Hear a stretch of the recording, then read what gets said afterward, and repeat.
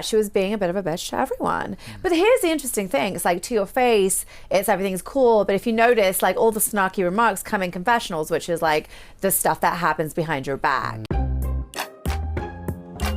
Virtual reality. Jessel Taank. Hi, boys. Danny and I are so excited to chat with you, especially after this week's episode of RHONY. I feel like there's... I'm so curious to hear your thoughts.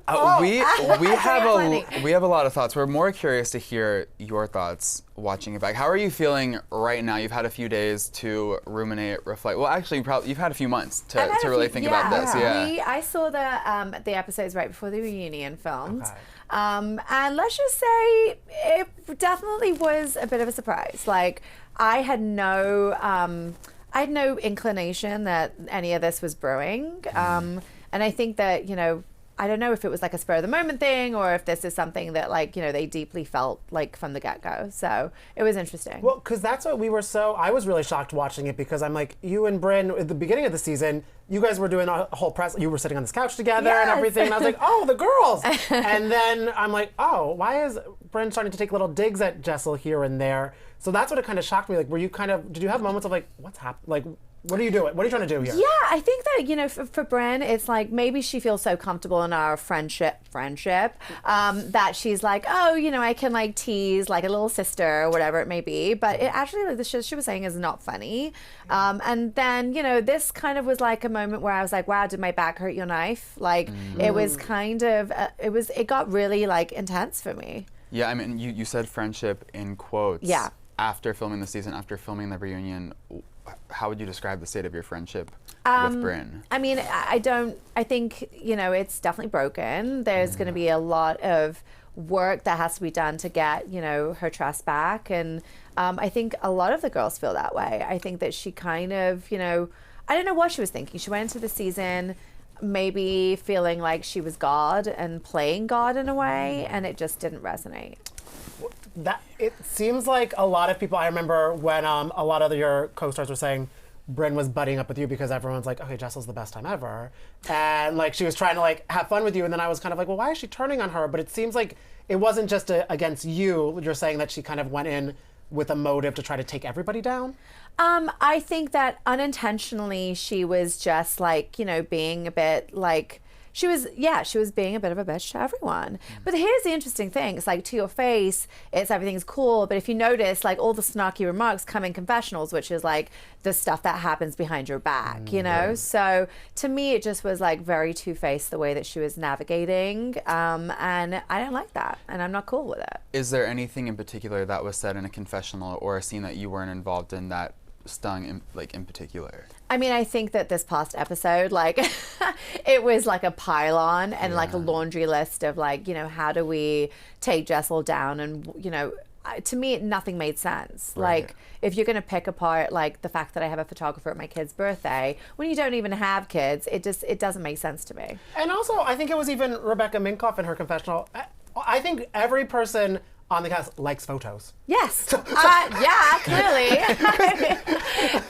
It's like our entire Instagram is like, it comes with the territory. Right. And even before, we were on the show, I think it's like fair to say that you share your moments that, with your family, or if you're going out, like if you're getting dressed up, like that's the time to share on social. So we're not doing anything that's like different. Yeah, and I think it was crazy too, because when she tried to even draw a wedge between you and Jenna, when she's like, well, then you posted that photo of you guys together, and you were like, well, I asked her. And Jenna's like, yeah, it's fine.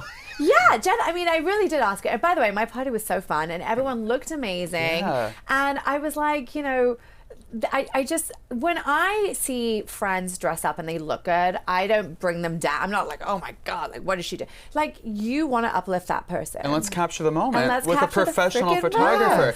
It was such a silly thing for anyone to come after you for, but the thing that upset me, Jessel, watching it, and I don't know if you feel the same way, is that when anyone comes for you, it's like they're just picking on you for no reason, because you never start anything. Right. Like, you never come from a place that is bad intention. Like, I don't think you've actually have ever, I mean, I might be wrong, the fans can come correct me, but I don't think you've ever done anything so heinous or vile that would require someone to fire back at you. Right. Were you surprised that they were just coming down on you, and about something as dumb as hiring a photographer for family events? Yeah, I just think it's like, pot kettle. I mean, everyone's doing it. And what's ironic is that, if it was someone like a Jenna who had a birthday party and, was taking pictures and had a photographer, would they say the same thing to her versus saying it to me? So it just seemed very like, picking on the girl that,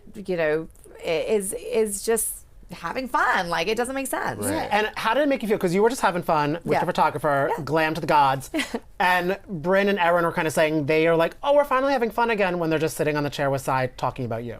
I'm like, that's their bonding experience. I mean, it's really sad that that's the common like denominator, to like pick on Jessel, and that's what like is the glue to their friendship, which quite frankly is kind of sad, Yeah, it doesn't really seem sustainable. No. If that's what's bringing you together. Right. Yeah. I mean, what kind of friendship is that? Well, and photographer and glam aside, they also said things about your looks and about your marriage. I mean, though, I feel like those two aspects to attack you, like that's even more hurtful. What was it like hearing everyone talk? I mean, particularly like the thing that Erin was talking about in her confessional about, like, I can't imagine Pavitt and Jessel having sex, or Bryn talking about, she revealed that the love of her life was this random dude that was talked about off camera. Like, how did both of those instances make you feel? I mean, that's like a breakage of girl code on a really extreme Big level. Time. I mean, talk about not being girls, you know. First of all, I think Bryn's story, I'm going to use this a lot, guys. I'm going to use this a lot.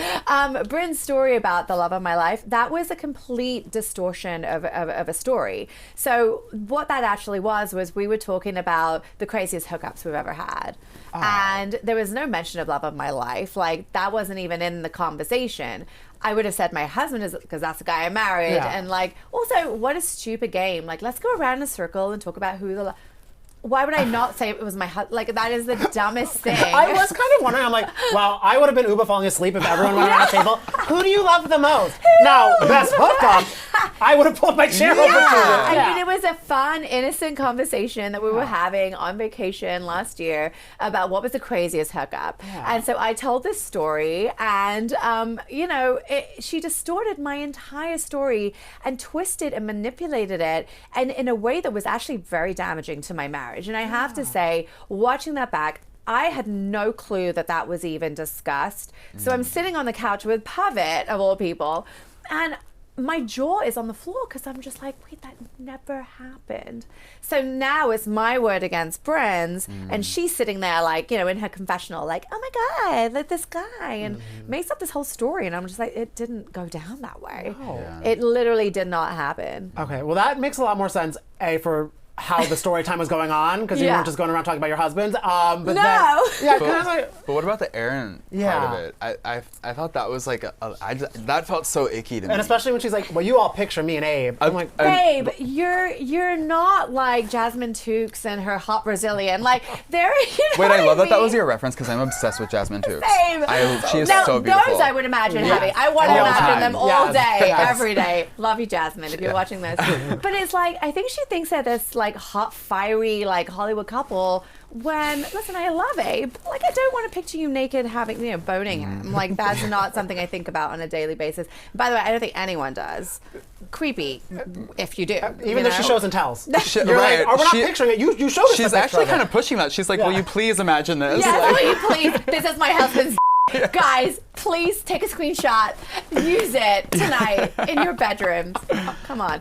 No, I mean, listen, at the end of the day, I'm very private about what Pavitt and I, like most people, I would hope that have integrity. Like, you don't go around flashing A, your husband's or B, I don't really talk about our intimate bedroom escapades. And I don't expect anyone to think about what we're doing in the bedroom either. This is why I love Jessel. Like most people, with integrity. But it's just not, and it was a low blow. I mean, I think she's projecting, that they have this fabulous marriage, and I'm sure they do. I'm not questioning that, but it's like, don't compare me, and we're very different. Yeah. There was this moment in the episode, in a confessional, you mentioned, maybe she's going through something that is impacting her behavior, and then at the end of the episode, we find out that her dad, his lung cancer, came back. Looking back on that, do you give her a pass? Have you been able to forgive her because of what she was going through at the moment, or is it not an excuse? I don't give anyone a pass in any way for behaving that way. I definitely sympathize with her. She's gone through a lot and is going through a lot, and I don't know. I can never put myself in her shoes. I have no idea how she's, dealing with it all, and I commend her for being so brave. But that still doesn't, your character is your character. Like, I would never let something that was happening in my life affect how I treat other people. And because you were saying you and Bryn are at a fractured place right now, how are you and Erin? I think we're fine. We haven't really spoken since the reunion, but, Erin, to me, I don't think she has any ill intention. I just think she kind of got scooped into the Bryn, hurricane, as most people did. So it was unfortunate that, she wasn't able to stick up or stand up more for what she believed. Apparently her morals were, different at the point. So what would need to happen for you and Bryn to make it better? Is the ball in her court right now, would you say? No, the ball's not. There's no balls. Okay. There are no balls. Sorry for her home decor. Yeah. On the ceiling. Well, I hope that doesn't drop on her head. But, I don't know. I really wish for her that she is able to watch kind of how she's been acting on the show and on the season and kind of use it to reflect, because I don't think that anyone really loved Bryn. It seems like, I feel like you're saying that from the ladies' perspective, and it seems also from a lot of just what you see online. A lot of people are kind of not enjoying the games that she is playing. Do you think she is in a place where she can do that reflection, or do you feel she's going to stand like 10 toes down, like, no, I'm great? No, I think, during the reunion, you guys will see.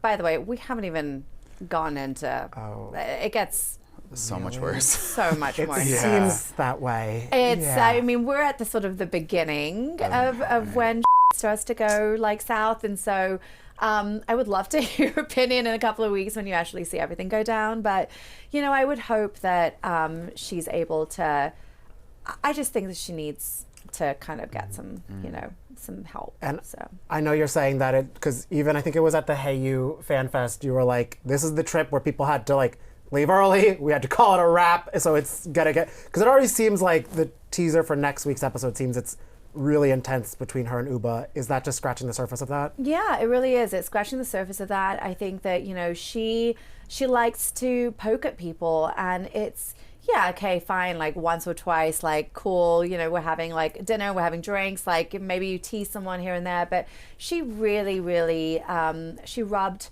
Ubah and a lot of people the wrong way. And I just think that like there's a time and place for everything, and this was just not it. Now that you've been able to reflect on your own fractured friendship with Bryn, do you now look back on the conflict that she had with Ubah any differently? Like, was it different watching it then versus watching it play out on the show?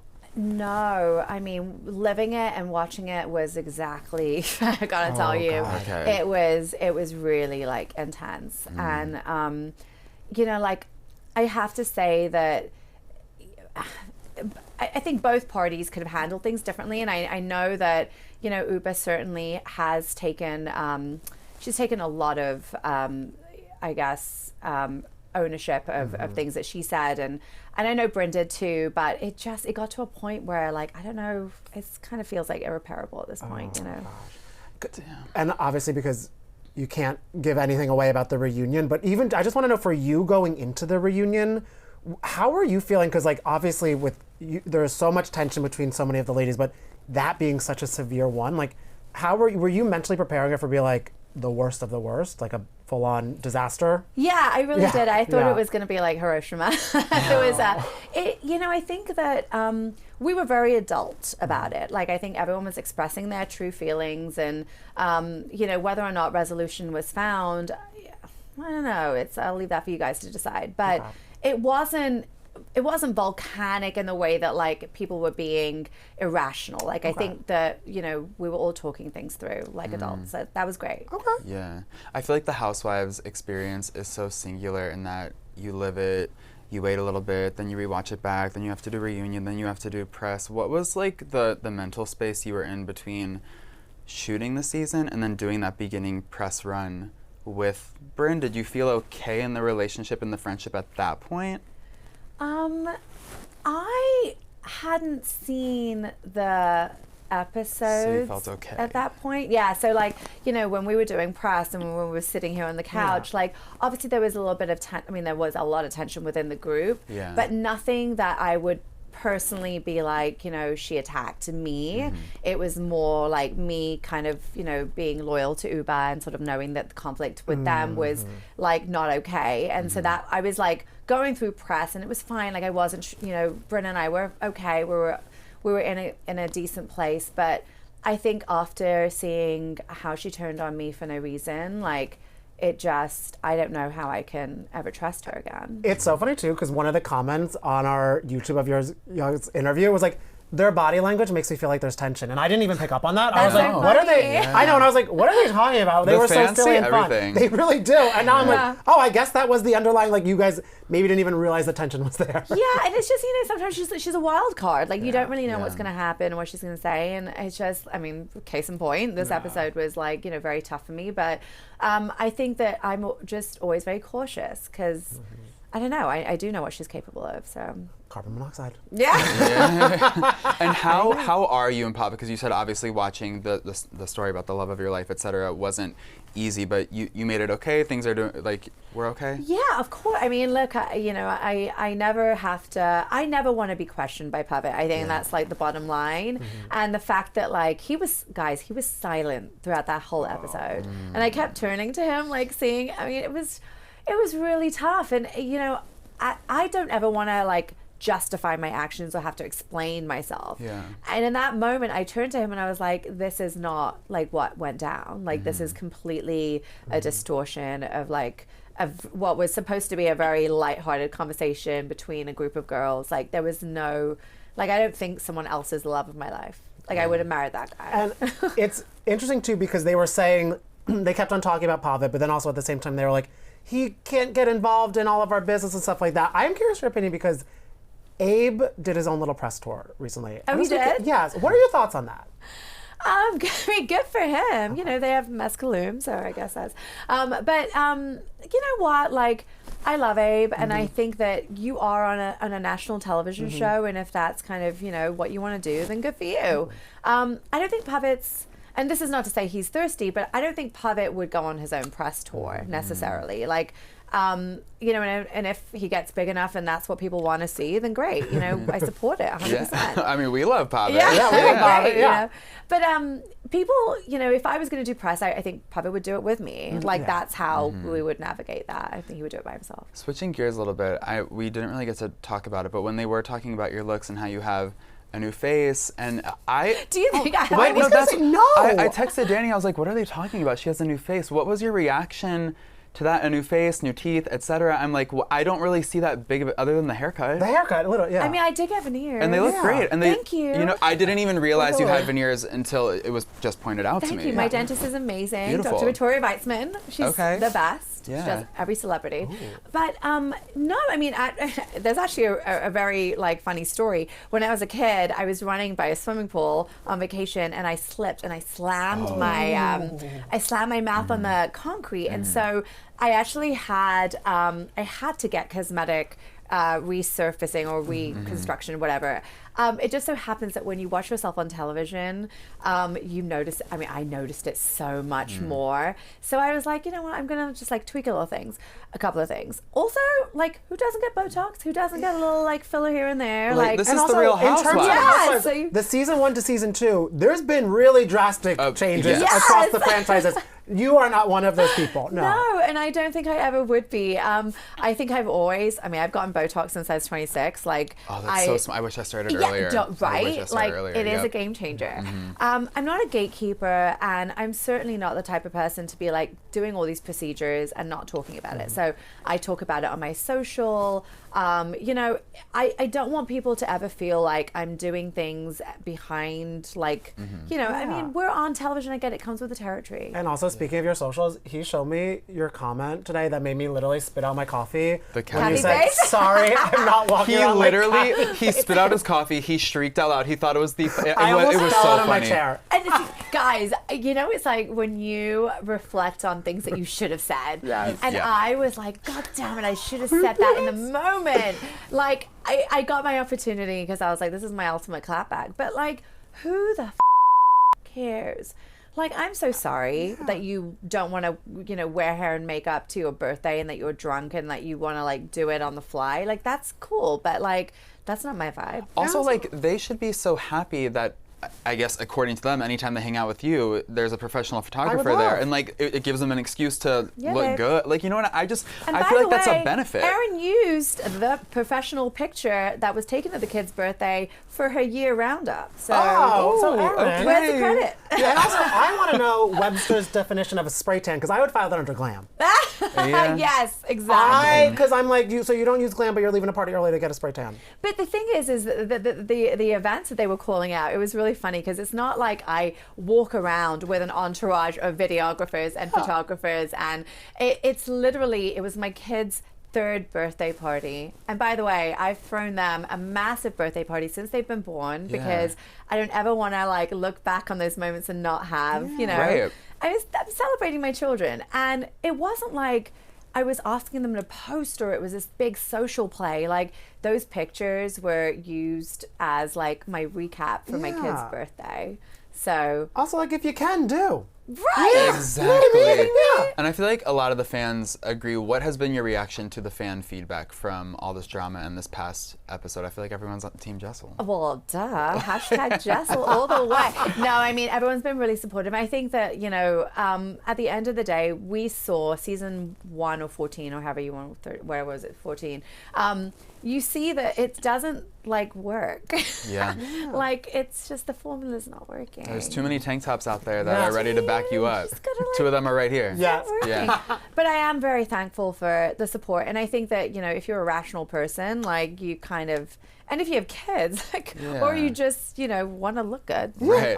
And I feel like that should be everybody. Yes, it should be everybody. But also, like, don't bring a woman down for wanting to, like, look and feel her best. Like, that's not what we're here to do. Right. And I know, yeah, like that. It's just wrong. Yeah. Other than like learning that you're not going to stop doing glam and hiring photographers, is there a lesson that you learned this season that you're going to take into the next season of the show? Yeah, you know, I am very, I guess, cautious about what I say and how I say it, and like I'm always like very cognizant of people's feelings, and I said this before earlier today, but I'm in my I don't give a f era, and I just like, I don't care who I offend anymore. It's like, I'm so sick of people coming at me and for me for the dumbest shit. And so, you know, I try to stay PC and I try to understand where people are coming from, but no more. All right, are you still craving a little more tea? Evan, tell them what I got. Make sure to like and subscribe to Page 6 YouTube to check out all of our exclusive virtual reality interviews and more.